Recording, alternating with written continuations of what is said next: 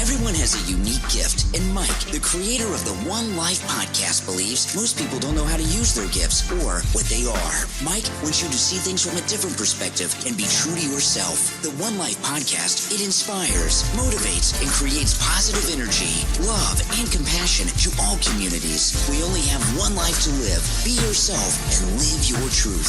Add the 1NELife podcast to your playlist. That's the number 1NELife. Available on Spotify, Amazon Music, Apple Podcast, and your favorite podcast platform.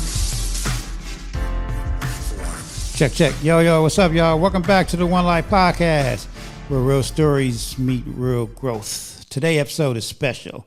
We're diving into something we all experience, but really rarely talk about deeply. How two people can live through the same world, the same moments, and even the same challenges, yet see it completely different. This episode is called Two Perspectives, One Life, Many Lessons. We're exploring how perspective shapes identities, choices, relationships, and the lessons we carry forward, whether you're coming from younger lenses, an older one, a lived experience of struggles, success, or somewhere in between. Today, we're bridging those viewpoints to revise the wisdoms that sits right in the middle. So let's jump into this. Today, man, I'm back with my team, my boys. What's up, y'all? Back with Trent. What's going on, everybody? My boy, Johnny. How's it going, man? You nervous as shit. Yeah, a little bit. We're going to mess with Johnny all show because he is nervous. This is his first one. Is this your first podcast? Yeah, it's my first one. Is this your first ever speaking gig? Speaking gig? Yeah. I mean, I've spoken in front of people before, like introducing certain, like public speaking. Okay. But doing like a podcast like this, no. Okay. It is my first time, I bet. Well, it's going to be cool, man. Okay. All right. So anyways, man, how's work today with you guys, man? How do y'all think today went? Work was work. We literally got 6 days left, right? Yes. Really like 5 because the last day don't really count. So like I said, this is my team. These are mentors that work with me at the school. They're amazing. I'm telling you guys, like, and I'm gonna say this on air, that I couldn't have the dopest team without these guys. These guys really bring it. And that's why we're talking about Two Perspectives, One Life, because they're younger than me. But they've been through a lot. They've been through life lessons. They have a lot of life lessons. And earlier today, off camera, I was talking to Johnny just a little bit about his story. But just give us kind of a snapshot of your background and what brought you to mentorship. So, background of me. I'm 32. No, 33. I'm actually 33 now. Wow. 33. And I thought you was younger than that. I'm gonna be honest with you. I don't know why I thought you was. Like, I know a lot of people do say that. I guess I got like a baby face and stuff like that. I be looking young, but my background, as in, I don't know. I just had I could say I had a rough background growing up. I was young. I was very young. Getting into things that were not appropriate. Getting around with people that were not right for me. And eventually I ended up, turning my whole life around. Right. That's how I'm happy to be here, to be able to speak about my life, because my life story could possibly change other people's life and impact other people's life. You know what I mean? Mm-hmm. And yeah, that's pretty much what I got right now, But so off air, we was talking about how you did grow up with your parents, right? Yes. And you have 4 siblings or 3? 4. 4. Where do you fall in between it? I'm the oldest one. You're the oldest. Yeah, I'm the oldest one. Okay. So, like for instance, my story is I didn't grow up with a mom and dad, but I'm the baby of 7 kids. Oh. So really, the streets raised me.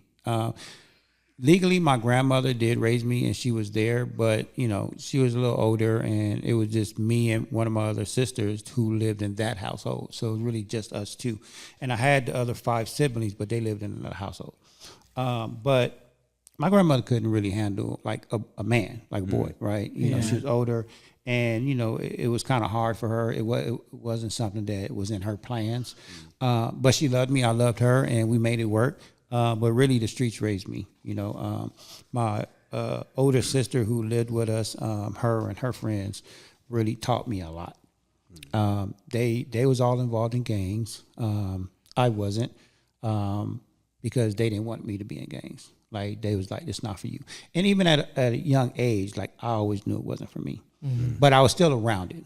And I got caught up in it just because I was around it. Yeah. So people associated me with it. Yeah. And because of my sister, and again, because I was around it. Yeah. But I really wasn't. And they always protected me. But there was a lot of situations I got caught up in, like walking down the street getting shot at, like just because of the neighborhood I was in. So, but, and I know you had a similar kind of background story. Been to jail, didn't like it. I've been to jail. Well, I'm not gonna count the one time I got a ticket and it was just a warrant, but like, that don't really count. Yeah. But I'm gonna say it does count. I'm gonna say you jail is jail. No, but so crazy thing about that situation is I got pulled over for not having back license plates or expired tags, and it was a friend of mine car who I was driving, and so they took me to jail because I had a warrant. Wow. So they put me over because of the expired tags. I had a warrant. Yeah. I ended up going. The cool part about it was I was in Beverly Hills. So I went to Beverly Hills, cleanest fucking jail I ever saw. I even had a phone in my cell. Like, I had my own phone. Yeah, I had my own phone. Oh, wow. Wow. But the worst part about it was when I went to court, they said that I had to get released from county. So they put me on a bus, which was messed up, took me to county. I remember getting to county like at 9 o'clock in the morning. Yeah, that could be brutal. Dude, process. They didn't release me to the next morning, 5 o'clock in the morning. Yeah. Probably was a shift change. So every hour they kept moving me to a different cell, different little room, like levels and stuff. That was the worst experience ever. So I was in county for 24 hours. Are you in LA? Yeah. Oh, okay. Yeah, Twin Towers. Dude, I hated every minute of it. Yeah. That was the worst 24 hours of my life. I was like, I'm never coming back here. Yeah. Never. I was in one cell like with 20 dudes for 24 hours. Didn't sleep at all. Yeah. It's like, there's no way I'm sleeping. Of course. And I kept arguing with the deputies there, like, dude, they released me. I'm supposed to be going home. Like, at one point, I think it was like at 6 o'clock at night, they was trying to put me in the blue jumpsuit and send me up to to the level 4 or 5. Yeah. And I was like, dude, I am not spending the night here. Yeah. I was like, you can call the jail. I'm supposed to be released. And they was like, you are being released, but it's a process. And I'm just like, that was just a crazy. And I was like, I'm not doing this again. They slow as fuck about it. Yeah. So it's just like it. So that was my one time jail experience. I was like, I've never come back. It's crazy. I was like, that is crazy, man. That is crazy. Yeah. I mean, you can talk about it, man. Yeah, well, as of for me, but you don't have to if you don't want to. No, I it'd be cool if I do. Well, as of for me, I went in jail at a very young age. I went in when I was recently just turning 16. Went in when I was barely turning 16, thinking that I wasn't just gonna be out in a couple of months. Right. Assuming you're that a minor. Assuming that what I did wasn't very tragic. But as soon as I went to juvenile halls. As soon as I went in there, something told me that I was gonna be here for quite some time. I kind of felt like that heavy load on me. That like something in my mind, like a thought crossed my mind, telling me like, hold on tight, because you're about to be here for a long time. Wow, that's crazy. So, and that kept repeating in my head, and then so going in, I freshly 16, I did not get out till like 5 years later after that. Wow. And that's crazy because I know your story. You had told me you really was only supposed to be in there for like 2 years or something. Yeah. And it kept getting extended. Yeah. The only reason was because of that was because, the environment that I was around, you know what I mean? It wasn't like very productive. So when I was in there, the 2 years that I was supposed to do, I ended up turning it into like added like myself like 3 more years because of the way people were living in there, like the fighting, the ratios and the way you have to go about doing things in there, you know what I mean? Yeah, just to survive. Yeah, just to keep it cool, like for you to be cool, you gotta ride with everybody, you gotta do what you gotta do. But I was one of those that, told myself I'm gonna go in there not claiming nothing. And that was one of the biggest steps that I took was that if I'm gonna be here, I'm gonna be here not from nowhere. I'm not claiming nothing. I'm not gonna say I'm from anywhere. Just do my time and just see who's cool with me. Mm-hmm. That decision brought me to a lot of fighting. a lot of fighting, a lot of getting jumped, a lot of being isolated from the groups of other kids. Because there's a bunch of kids. There was a bunch of minors from ages 16 all the way to 25. And yeah, I got to see a lot of stuff right now. I went in year 2008. I did not get out to year 2012. Yeah. 2012, 2013, around that. So what was the mind shift? Or what was it? Can you remember like that moment where you said, you know what? I'm done. I need to get out. That I actually did think about that, but that was like my last year there, you know, when I got shipped everywhere around the whole county until I ended up getting shipped up north, up there by Stockton. I was up there in Stockton, and then I still remember this, like it was so clear to me.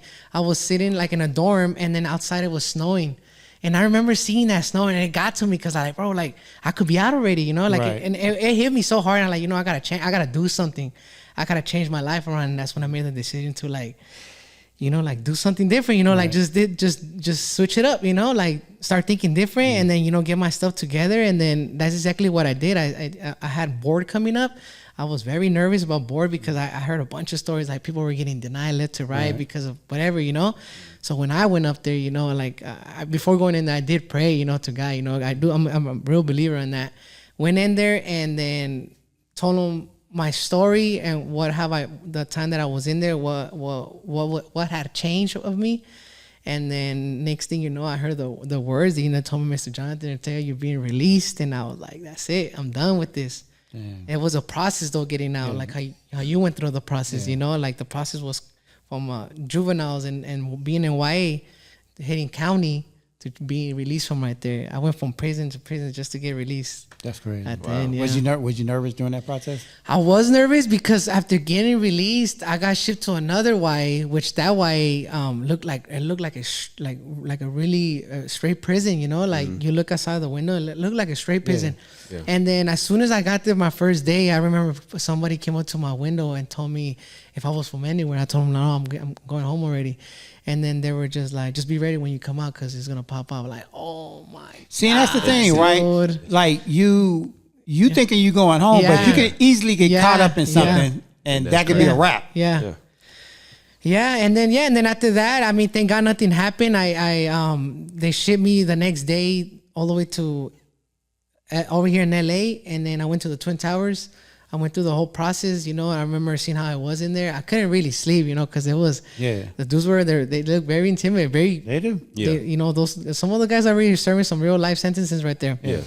And then luckily I had a good a cellmate that, you know, told me just do not worry about it. Go to sleep comfortable and everything. I for some reason told me to trust them. I went to sleep and everything was good. Next day they shipped me to Eastlake Juvenile Halls, and then from Eastlake Juvenile Halls I ended up going home. So, I ended up getting picked up by my mom. Nice. Yeah. So what was that feeling like? I cried. Oh yeah. I cried on the way back. Right. Like a baby, I cried. I told him I need to go eat something. I need to go eat. And I cried. Wow. Yeah. And you know, and I love that story because we work with kids, right? And we work with a lot of kids with a lot of behaviors. Mm-hmm. So now like having that background, right, and experience that, especially like jail like that for so many years and seeing all the fighting and stuff. Mm-hmm. But now when you see it like in the schools and you hear, you know, we hear it every day, these kids like fighting and want to fight, they're acting hard and all this. Like what goes through your mind when you see it? What goes through my mind is like, I put myself in their shoes like when I was a kid. Right. Because most of the time the kids that we work with, most of the time they have so much ego, and so they feel like they know so much about what they got going on in life. Right. And sorry, what was the question again? I forgot.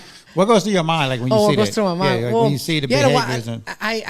It kind of makes me like think about like there has to be a reason why this kid is acting this way. Right. Yeah. Because knowing my background and what I got brought up from, like there's always a reason why someone acts the way that they are. Oh, absolutely. There's always a reason. Yeah. You know, and seeing the kids at school act this way, it kind of gives me the patience to sit down and understand them and see what's the real problem.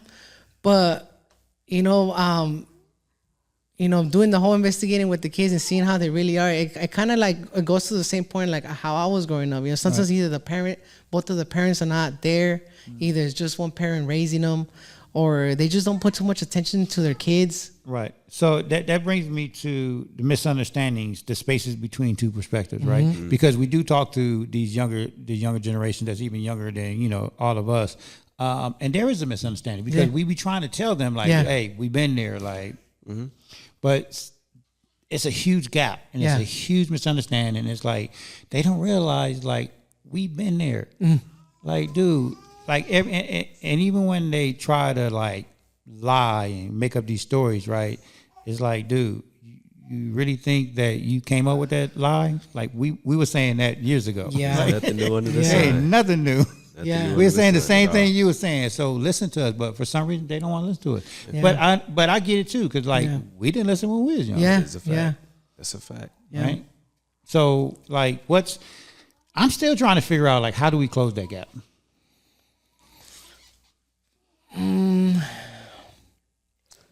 Give me more. Like closing the gap and how? Like, what do you mean? Like what's your perspective on it? Yeah. What he's saying, like when it comes to like closing that gap, how do we like basically meet them where they are? Yeah. So they can understand, like, because most kids don't think that there was life before them.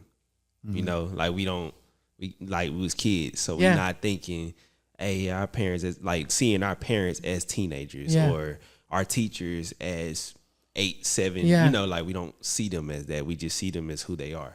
Right. Like, okay, I met you at this age, like that's what I know you as. Yeah. So they don't think past like, oh well, hey, like once upon a time, Coach Trent was 12 years old, 13 years old. Yeah, that's true. Like, so that's like, so it's trying to find that, that like meet them where they are pretty much, like just trying to figure out that space to where it's like, okay, how can we just get them to see past what they know? It's kind of like what Johnny was just saying, like why we often assume instead of just asking. Like we assume we know what's going on with this kid and the behavior, right? But we really don't. Like for instance, the one student I had today that is going to be my new mentee, right? I had her last year and it worked. And this year I didn't have her, but because I thought she'd grown out of the program and I thought she would be doing way better this year, but she's not. She actually is doing the opposite. She's going down the wrong path. So when I met with her today, I asked, like, hey, like, what's going on? This ain't the person that I knew last year. Like, what's going on? Like, instead of just assuming, what's going on, we really do have to ask. Yeah, we do. Because some people don't recognize, like, behaviors are also, like, taught. Right. Like, they're taught, like, from what we watch, what we see in our neighborhood is taught. Like, how when you had to walk in that jail, like, you had to learn how to adapt. Yeah. Like, so you was taught the ways and how to move in there and everything to survive. And that's what most people's mindset is, learn behavior most of the time. And most people forget we still caught up in all our emotions and everything that we might be dealing with in our life. Then we see this kid coming with all this stuff, you might just react. Right. So that builds the assumptions, and also some people assume because they're trying to protect themselves. Right. Like, it's so many things that can, cause somebody to assume a situation before they actually assess the situation. Well, yeah, and it's ego and emotions, right? And how pride distorts clarity. It really does. Yeah. Like especially ego. Like we see these kids like on the blacktop. They're hard. They're talking all this mess. They're cursing up a storm. Yeah. And ladies and gentlemen, if you have a child in elementary or middle school, and if you think they not cussing up a storm, man, real. They talk like they grown. Oh, right? Yeah, like you really talking to a 30-year-old right here, and they're like 10. Yeah. But it is that pride. But once you, and we've experienced this, once we get them alone, away from their friends, in a room, and it's a one-on-one, totally different attitude. Yeah. They start opening it up. They start crying. Yeah. Boo-hooing when you get the parents on the phone. They falling out. Yeah, it's like, wait a minute. Just a minute ago, you was like, I think somebody did that yesterday. Oh, no, it was earlier today. One of the duty aides was talking to somebody, and he was boo-hooing, and then all of a sudden he flipped the switch, and now he a monster. And she was just like, whoa, like where'd that come from? And I was standing a few feet away, and so I witnessed the whole thing. And I was just like, wow, that's crazy. How they just flip like that. Yeah. They do. Yeah, They because do. I mean, yeah, you get around certain friends, you want to prove that you're this person that you really not. You know, and like I said, it's also like how you said, like when you talk to them, you recognize that it's something deeper. Yeah. So it's also trauma that flares up in the midst of those moments. And again, they're kids, so they don't know what to do with these emotions. Right. So they just react, and it's like they more than likely don't know where it's coming from. Right. They No, don't that's know, true. You know, That's so it's true. kind of like, hey, like this is how I feel I need to react, so I'm going to react. Or get them in an environment where all their friends are a certain way, so they feel like, oh, I got to show this.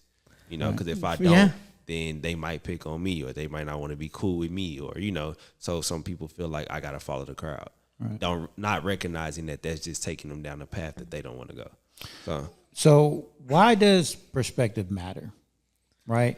Like the value of slowing things down to understand the why behind someone's viewpoint, right? Like I remember one day we was in class and we was doing a community circle with a group of students, and they were just saying how in their viewpoint how the events happen. And they was like so believable. Yeah. Like they was telling the truth. Yeah. But then Trent was like, no, slow the story down. Let's go step by step on actually what happened. Yeah. And then the student, one of the students, he slowed it down and then was like, oh, Told okay. on himself. Yeah. Told on himself. He didn't tell on himself. He had to catch himself. And he was like, oh, yeah, I did do that. Yeah. Right? So, yeah, when you slow things down and you look at things from other people's perspective, it really it changes. It does change everything. Because like take that for example, like I said before, most people in the world, but even just at that elementary school, everybody operates with a victim mentality. It's never my fault. So something goes down, your first thought is, let me find a way to protect myself. Even if I'm lying, let me find a way to protect myself. And that can also be survival. Yeah, and it's also survival. So it's like it causes you to think only for me in that situation. So you may have disrespected this person. You may have done, like, we have a student that will come and I think you saw her earlier, but she would come and tell me, hey, well, this person was talking about me and calling me names. But what I asked was, okay, but what did you say? Yeah. Right. And when I did that, she would pause, be like, well, I did say this. And I was like, see, you know, so it's like we kind of block out what we do and only focus on like what we're getting instead of, you know, and not focus on the reaction. And that kind of sucks because most of the kids could go like growing up thinking, you know, with this victim mentality, you know, thinking that everything that they're doing in their life is there's not going to ever be no consequences and it's okay to be doing it. But at the end of the day, you know, as you grow older, you start seeing these things and you're just like, you know, I gotta be responsible, you know, responsible for everything that I do, what I speak, what I do, you know. Well, that's the power of perspective shift. Right. A moment in life where a shift in perspective changes everything: relationship, careers, mental health, parenting, etc. I mean, kind of like when I asked you earlier, what was that mental shift where you said you was looking out the window and you saw the snow, and it's like, damn, your mind was like, I can really be out there right now. Yeah, like literally, like I could be enjoying that snow, but like literally, when I saw that happening, I was like, dude, all I gotta do is just get my stuff together in here. Yeah. I gotta stop rolling around with the rest of the crowd. Focus on what I really gotta be doing in here, so that way when I go up to board, I have something to show that while being in here, I have changed as a person. You know what I mean? Like I'm not the person that got locked up 5 years ago. You know.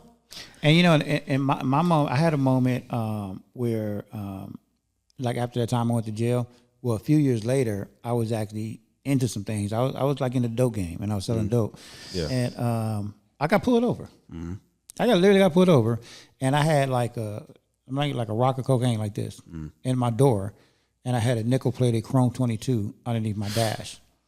Man, you were asking to go to jail, right? And what's crazy is like I was traveling in a car, you know, out of California, and I was never doing it. I had people doing it for me. I would just drive it to the location.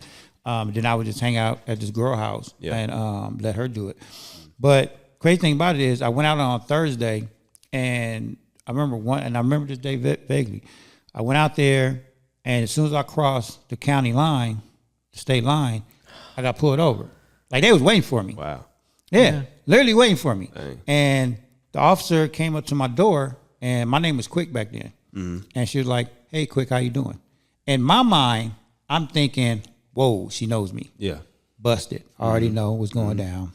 I'm like, I had my cousin in the car with me, mind you.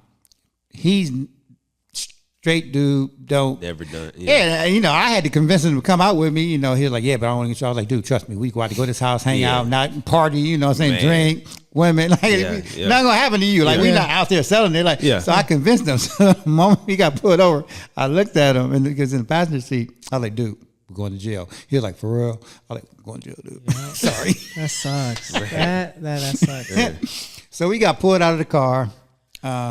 She was like, you know why I pulled you over? It was a lady officer. And I was like, not really. I don't know why she pulled me over, right? I was like, no, I don't. And she was like, well, so-and-so. And I was like, yeah.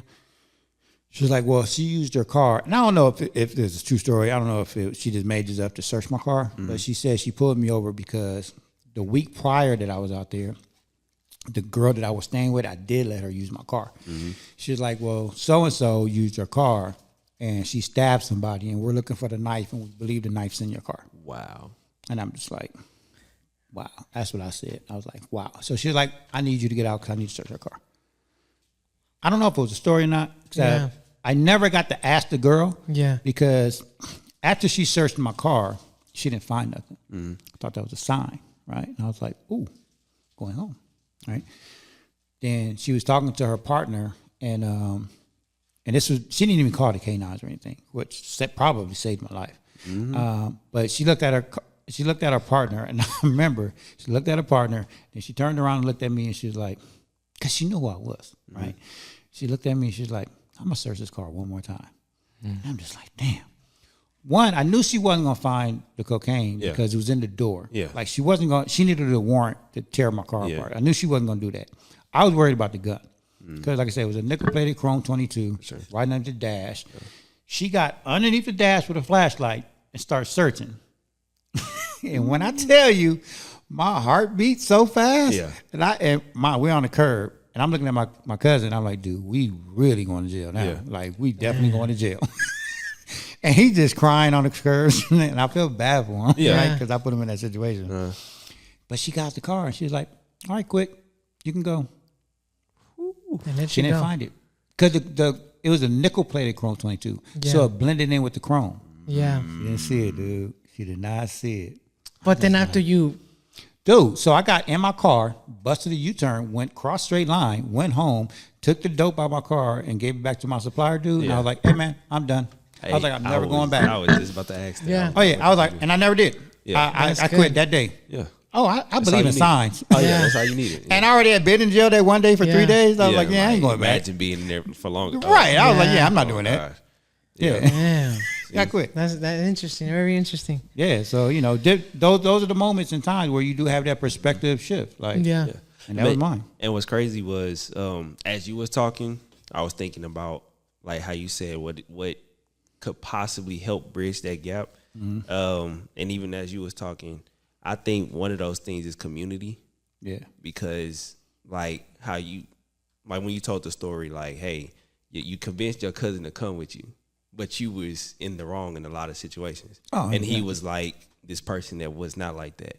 But because you invited him into that space, he would have possibly suffered the consequences of your actions. And then with you, like you being brought up, well, hanging around certain people caused you to go into a space where you had to go to jail. Yeah. And even in jail, you had to survive. Yeah. So you had to be a part of a certain community that took you a certain way. Yeah. And the moment you decided to separate yourself, the community came for you again, but you stayed disciplined and you went the opposite way. Yeah. So I feel like community is like one of those things because community influences you. Yeah. Like, hey, like how they say when people get rich, they want to hang around who? Rich people. Yeah. They don't want to hang around poor people because that mindset. Yeah. You know what I'm saying? I was thinking, what I was also thinking about was the crabs in the bucket mentality. Oh, yeah. Because how you told me, like, the dude came up to your window was like, where you from? You like, nah, I'm not trying to do that. And he said, yeah, well, it's popping when you get out. Yeah, it don't matter. You know what I'm saying? So it's like, they willing to pull you down. So it's like recognizing, like even with me, with certain friends that I was hanging around with,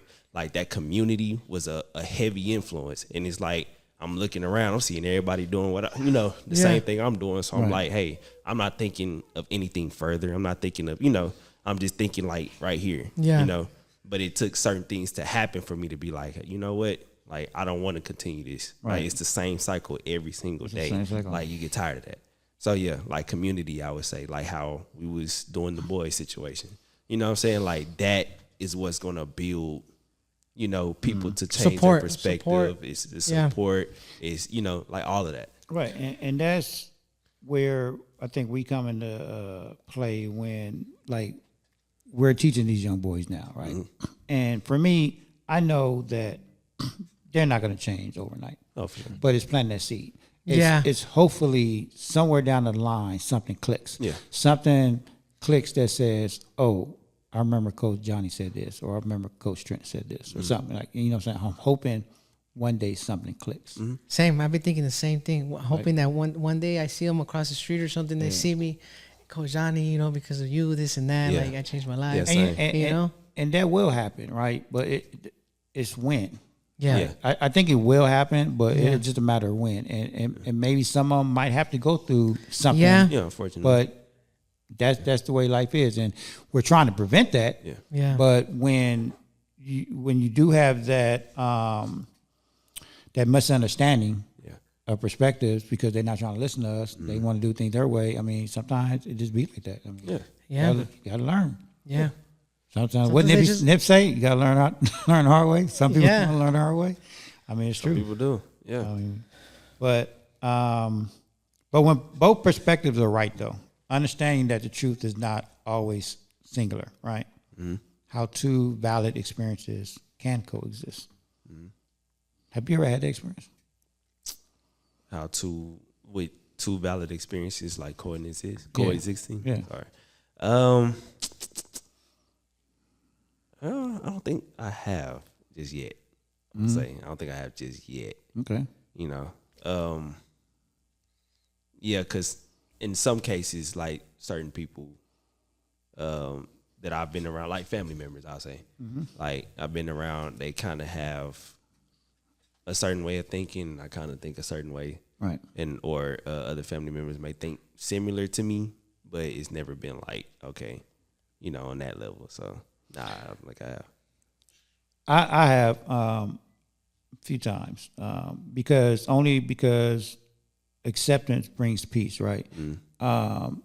You have to accept life for what it is, not what we want it to be. Yeah. Just like you got to accept people for who they are, not who you want them to be. Yeah. Once you understand that and accept it, and most people, I've had people to argue with me about that, saying, "No, you don't have to accept it," and it's like, no, I mean.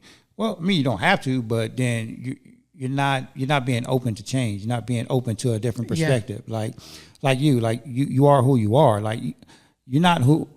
I got to accept you for who you are, not who I want you to be. Like you're on my team, right? Yeah. Maybe, and this is why I think I've always had successful teams because I let people be them. Mm-hmm. I don't say, no, you on my team, so you got to do it this way. You got to do that. No, I let you be you. I accept you for who you are, and I use your strengths, right? That's true. But that's what I'm saying. Like some people argue with me, like, no, you don't have to accept people. Well, you're thinking negative. Yeah. No, why wouldn't I want to accept that? Mm-hmm. You know what I'm saying? It's like me and my girl. She grew up with both parents. Both parents are alive right now, and we hang out with them all the time. Mm-hmm. So she grew up with a tight family, like sisters, brothers, aunts, uncles, like just a tight family. They got a tight family. Like the family support. They do everything together. Yep. Yeah. And I didn't grow up with that. So even though at a young age, I was always in search of it, and I was actually just thinking about this the other day, I've always been in search with family because the neighborhood that I grew up with, a lot of my friends did grow up with their parents. Yeah. Right? So I've always saw that family love, and I've always wanted that, but I never had it. And until this day, even though I see it, I experienced it with her and her family, I still won't ever know what that feeling is.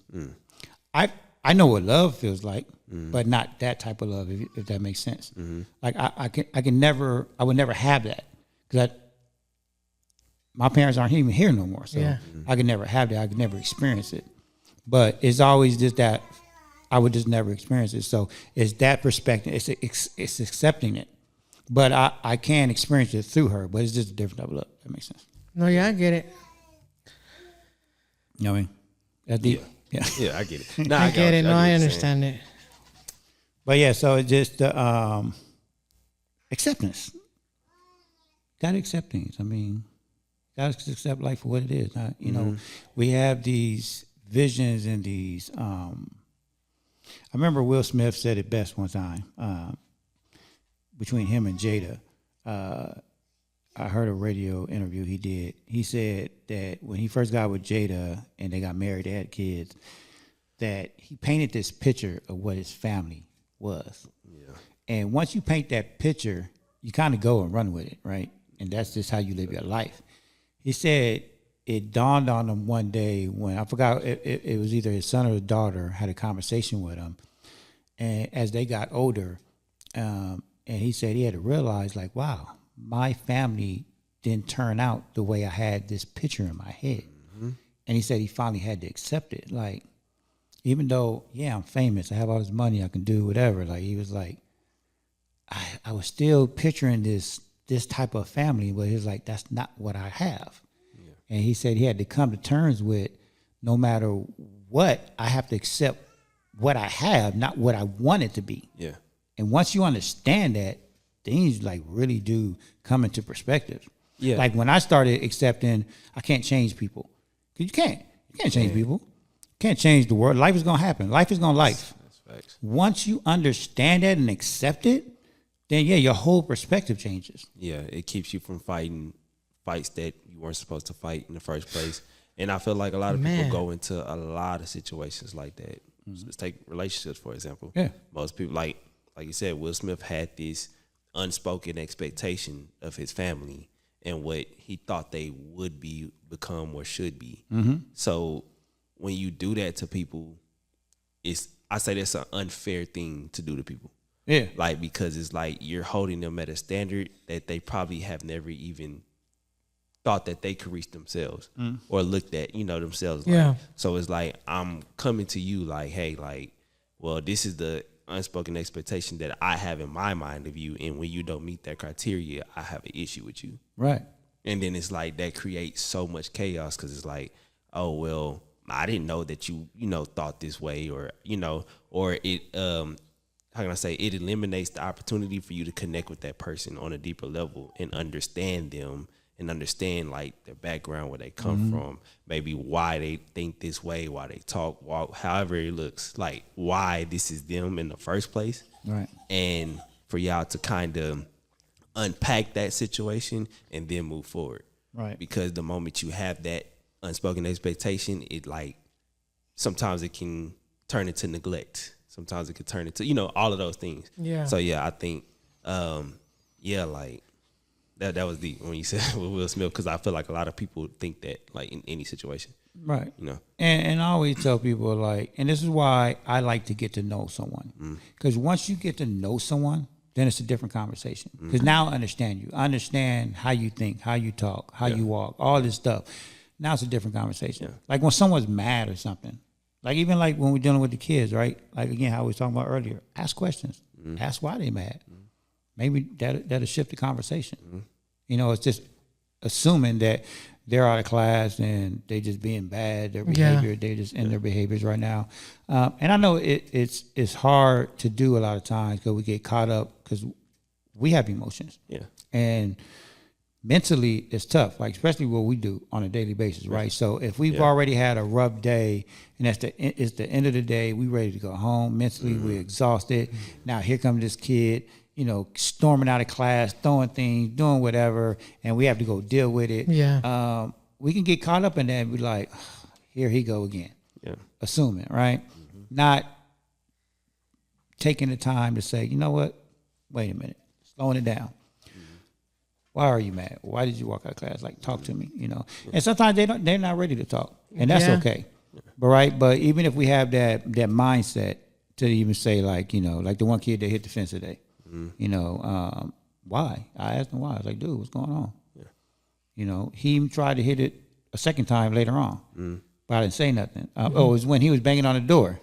Oh, okay. You know? Yeah. So, because he wanted to play basketball with you. Yeah. And I was like, okay, cool. He'll be out, but he's with another student right now. Exactly. You got to have patience. Yeah. And he was like, well, he said he was going to, play basketball with me. I was like, okay, cool. So he was like, I'm going to hit the fence again. And I'm like, in my mind, I'm like, did this dude is trying to negotiate with me and trying to like, you know what I mean? I'm like, but he walked over there to the fence. Yeah.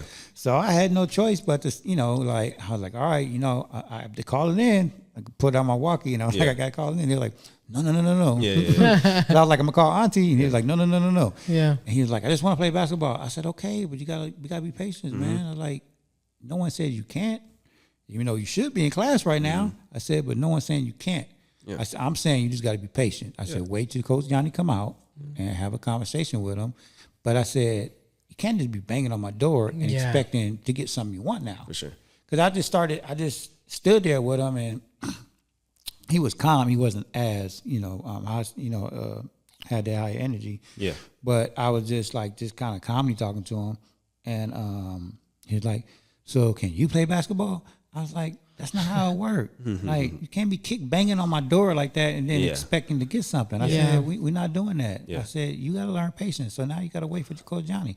I said, I could play basketball with you, but you just kicked my door. Yeah. Like, you was literally like kicking it. Like it was a soccer ball. I said, no. I said, that's not the way to get something. He was like, but I just wanted to play. So he was calm about it. Like, we was having a conversation, but he was really trying to negotiate with me too. Yeah, sure. And that's why, like I said, I love the job that we work because it's so many teaching points for us, and it keeps us learning as we go. Because, like, for example, how you said, like, when the kid, like, you see a kid storming out, you had a long day, you really don't want to deal with it, but his temperature is up, his like everything is going a certain way, and it's like there comes a point where it's like pride can be pride, right? Like how you said. You have your situation, and you could be prideful about it and be like, look, I don't want to deal with you. I'm finna go about my way. Right. And he's already prideful because he's mad. He's amped up. So it's like you have to make a decision as an adult. It's like, do I want to be selfish or do I want to reflect selflessness? And then in that aspect, it's also like taking that and be like, okay, I have to carry this throughout life in general. Right. It's like, hey, I'm going to get out my own way to help this person, because that's what we trying to do in the first place in every aspect of life that we, do. So it's like, as a mentor, it's like, hey man, like it's so many times where I do want to be like, bro, I really don't want to deal with you today. Right. Like, I don't, just leave me alone, and just be honest, just leave me alone, like, please. But at the same time, it's like, like, no, because I'm here for a reason. We not here to just collect checks. Right. No, like, we really care. We're passionate about what we do. So it's like I have to take that step back and be like, man, like I wanted somebody to do this for me. So why would I snatch that opportunity away because of my own situations? And you know what?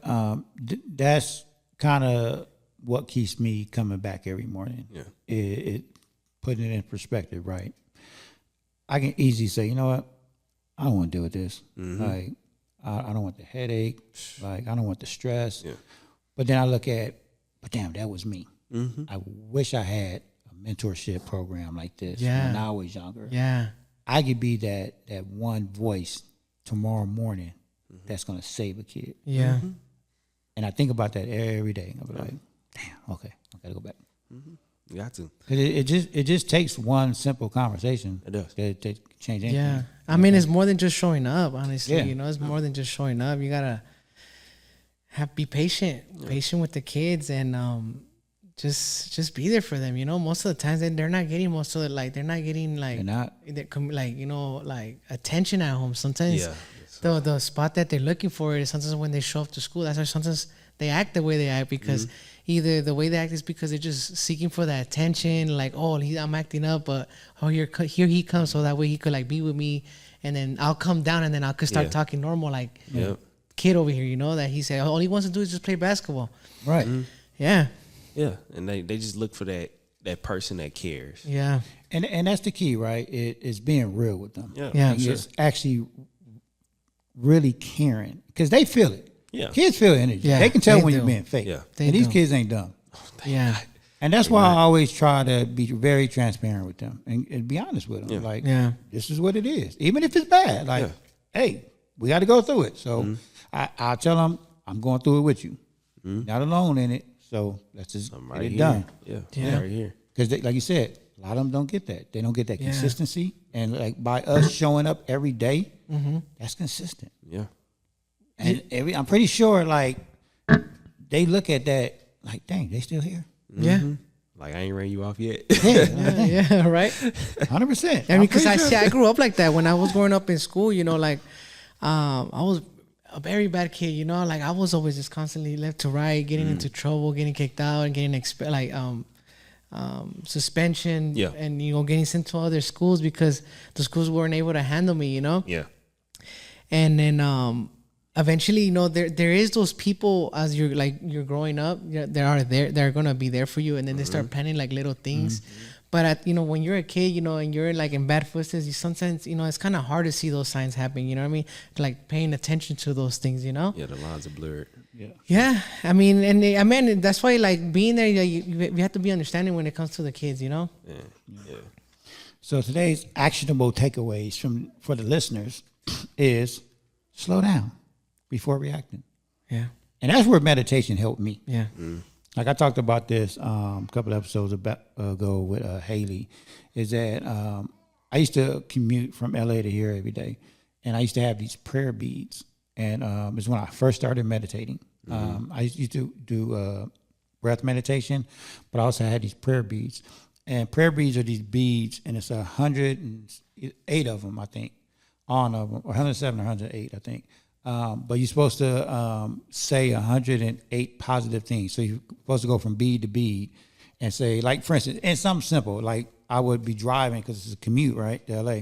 I would be driving and say, today's going to be a great day. Today's going to be a great day. And say that 108 times. That's cool. And you're supposed to flip it and then say something else positive 108 times. That's and cool. I did that every day for months. And it really started helping with my meditation. It started helping me not react to things. Like, for instance, I was telling Cindy and Haley that if there was how we get a lot of sonic booms out here?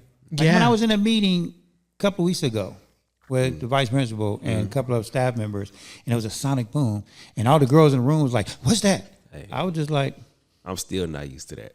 Man, you could hear those inside the room. I haven't really heard one. Oh yeah, When I'm outside, I'll be like, wow. It shook the room. It was a big one last week, and it shook the room. Man.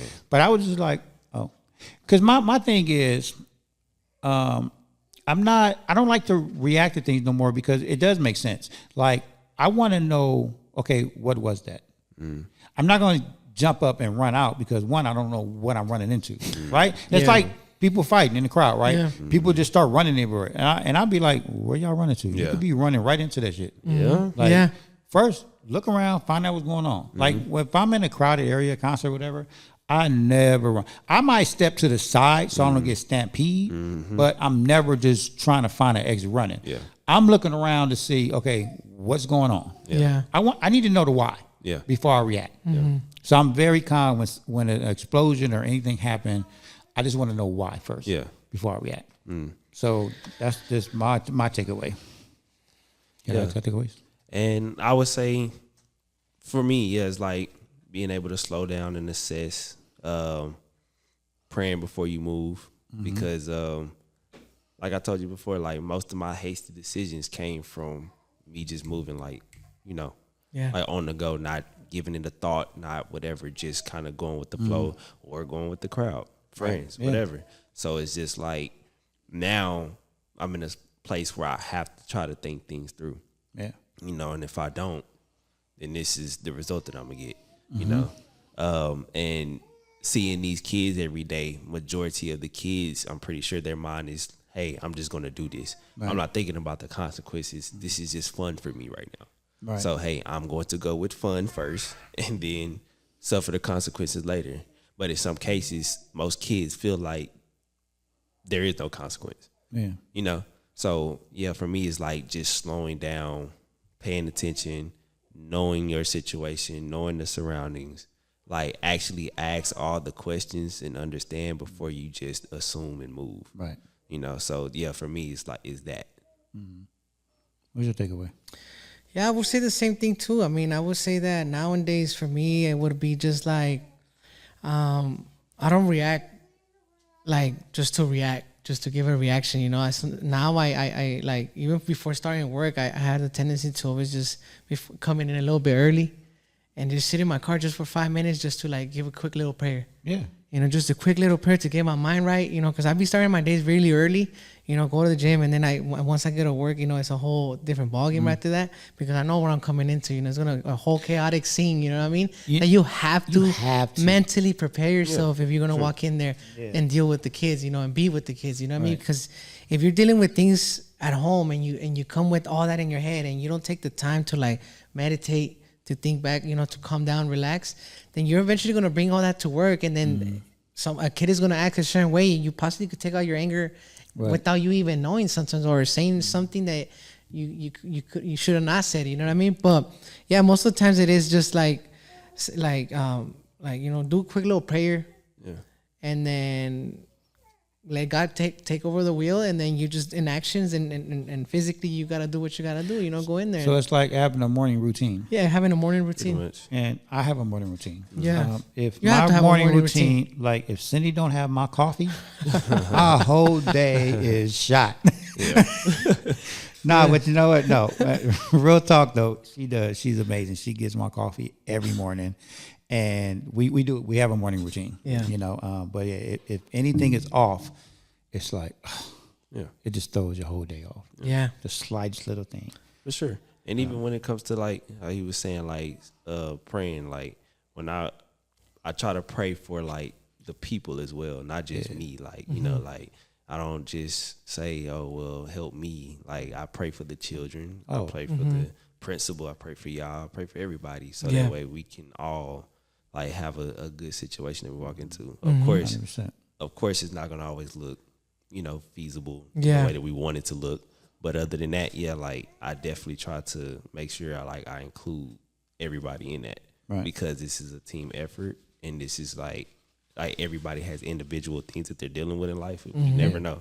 And like how we hear the stories, like the one time when me and you was in the room with those kids and we was having the conversation, and I think the behavior room. And they was opening up to us. Oh yeah, that was like, you know, that was a very interesting day. That day. It was, because those kids really opened up. How you say, you know, once you get them in a place where like not everybody's in like the crowd, and you get them individually. They tend to express what's really going on at home. And then once you start hearing like these certain things that these kids are speaking about, then you have more of I know how to work with this kid now. Yeah, for sure. You know, and it's like I said this before. What also add to what helps bridge that gap is like showing them what those things look like. So it's like, hey, like showing them what vulnerability looks like. You know, so in that room we shared our stories and our situations for them to be comfortable enough to share theirs. And that's one big takeaway I say also is just if you want change, you have to actually show that and be that. You know, you can't just demand it and be like, oh, expect the kids to just know. They got to see it, because every day they go home and see this and see that. So they're going to adapt to what they see most of the time. So it's like, hey, if you're a person that's coming on and you're very loving and caring and, you know, showing vulnerability and accountability and all of that, they're going to follow suit. Right. Yeah, and some of these kids are like elementary. And I was surprised, like hearing some of the stories, and I was like, bro, you're just in elementary, and you're already going through this. And the fact that they remember still is like, this stuff happened when they were younger. Like, what a story you're gonna have when you grow up if you eventually help use it for good to be like, you know, I went through this, but it didn't stop me to live the way I'm living my life now. You know what I mean? But it was that day was pretty much instant, and I'm hoping to even get to more kids like that to see. Well, we were just talking about that, and we want to do that. That's why we want to keep the boys club going, and you know, maybe smaller groups, but we definitely gonna figure that out, because that I think is gonna help. But like how I was talking to you about yesterday is like the higher ups got to let us do it and give it time to work. Like, because that's definitely not overnight thing. Like, it's not.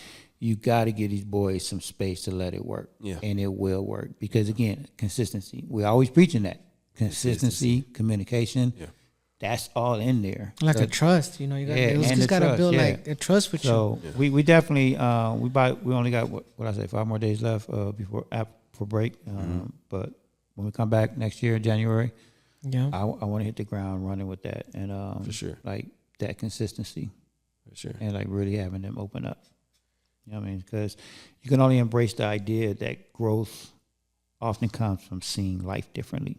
Yeah. We have to, like you said, we have to show them. Because that's where growth is. Once they see the different perspective, once they see life in a different perspective than what they are seeing right now, you know, that's where their growth is going to come. Yeah. You know what I mean? Yep. So, as we wrap up today's episode, remember this. Your perspective is powerful, but it's only one. When we pause long enough to understand where someone else is coming from, we unlock deeper connections, clarity, and peace. Life is one journey, but the lessons multiply when we learn from each other. Thank you for listening to the Two Perspectives, One Life, Many Lessons. If this conversation's opened something for you, share it with somebody. Share whose perspective has struggled, shaped your life. Until next time, we out of here. Thanks to my team. Thank you, Trent. Thank you, Johnny, man. Appreciate you guys. Thank you, Mike. Yeah, out of here, yeah.